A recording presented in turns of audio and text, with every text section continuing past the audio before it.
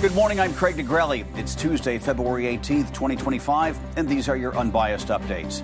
Globetrotting for peace, how the United States has started the process of ending the war between Russia and Ukraine, despite attacks still continuing. Also, Delta disaster. A plane with 80 people on board lands and flips upside down at Toronto's airport. This morning, the latest on the condition of the crew and passengers, as well as where the investigation stands. From the Straight Arrow News Studio, bringing the stories that matter to you from across the United States and around the world, these are today's Unbiased Updates. New this morning, as Russian leaders prepared to meet with the U.S. delegation in Saudi Arabia to begin talks about ending the war in Ukraine, Russia launched a large-scale drone attack on Ukraine. Ukraine's Air Force said Russia sent in 176 strike drones and decoy drones overnight. Ukraine says it was able to shoot down more than 100 drones, and nearly 70 decoy drones were lost from radar without negative consequences. The military did not say if there was any damage or casualties from the attack.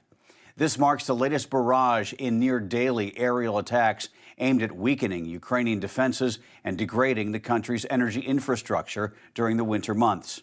Meantime, U.S. Secretary of State Marco Rubio is leading the delegation that's meeting with his Russian counterpart, Foreign Minister Sergei Lavrov, and other top Russian officials to kick off initial talks about ending the war in Ukraine.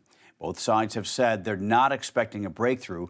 The meeting is more to pave the way for a crucial gathering between President Donald Trump and Russian President Vladimir Putin, possibly as early as the end of this month.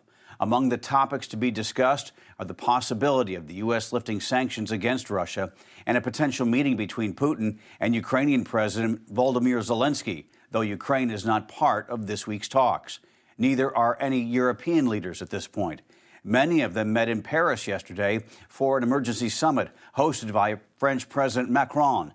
In a post on X late last night, Macron said after that meeting he spoke with President Donald Trump and Ukraine's president separately and said, quote, all Europeans, Americans, and Ukrainians would work together for a strong and lasting peace in Ukraine, end quote.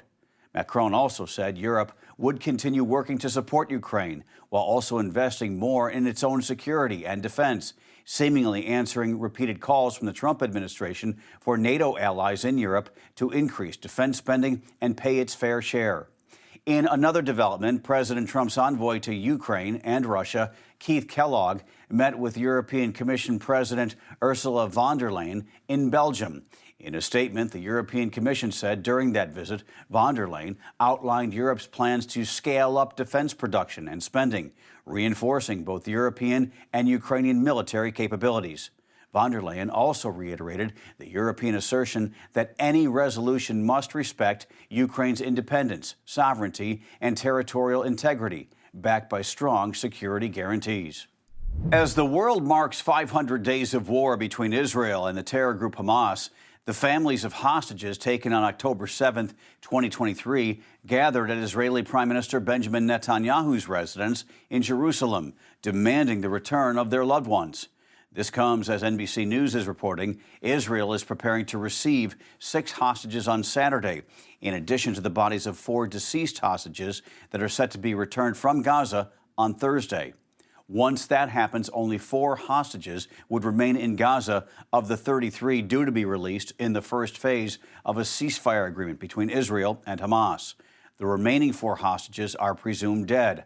Hamas is expected to release their bodies to Israel next Thursday.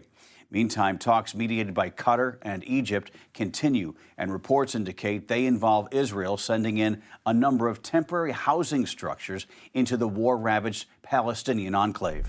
Now to the spectacle on the tarmac. All 80 people who were on board a Delta Airlines plane that flipped over at Canada's Pearson International Airport in Toronto yesterday afternoon survived and are alive this morning. However, more than a dozen people were injured, some of them critically. People on board described panic as they were left hanging upside down, quote, like bats.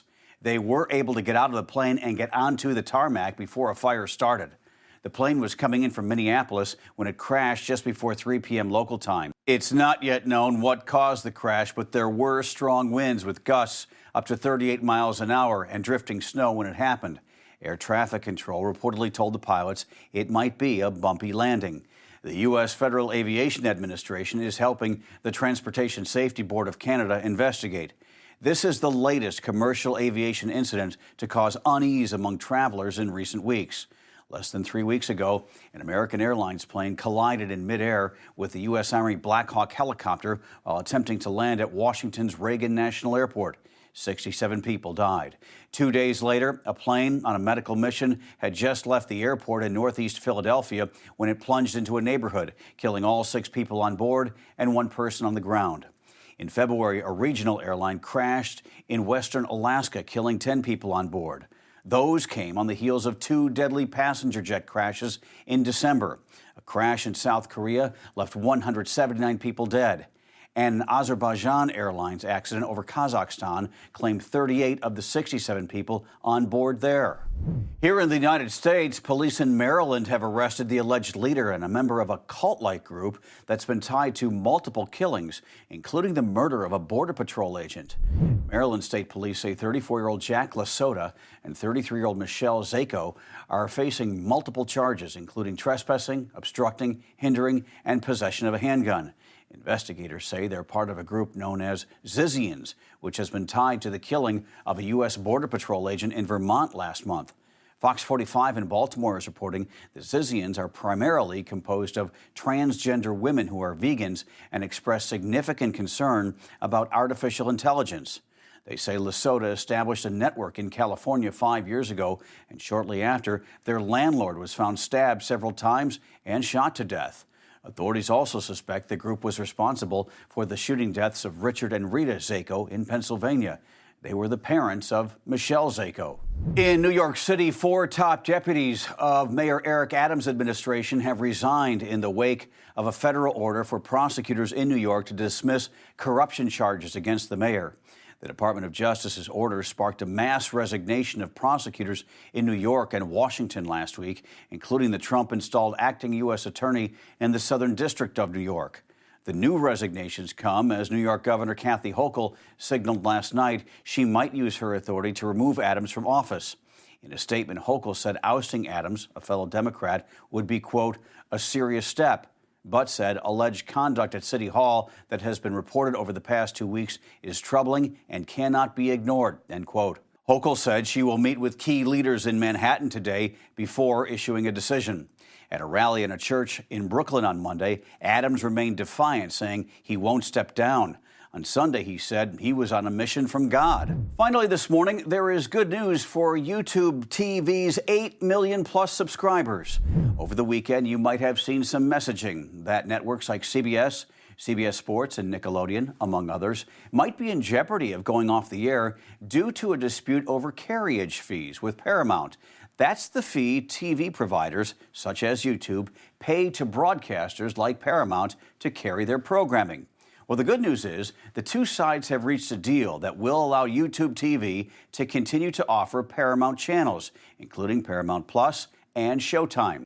In recent years, these carriage disputes have become a familiar sight, with viewers who have satellite TVs, such as DirecTV, seeing their favorite local news go dark, leaving just a message on the screen. Now such disputes have crossed over into streaming. But this morning, all is well between YouTube TV and Paramount. And that is good news, especially in these cold times, and we need our shows. Those are your unbiased updates for this Tuesday. We'll see you back here tomorrow. For all of us here at Straight Arrow News, I'm Craig DeGrelli. Have a great day.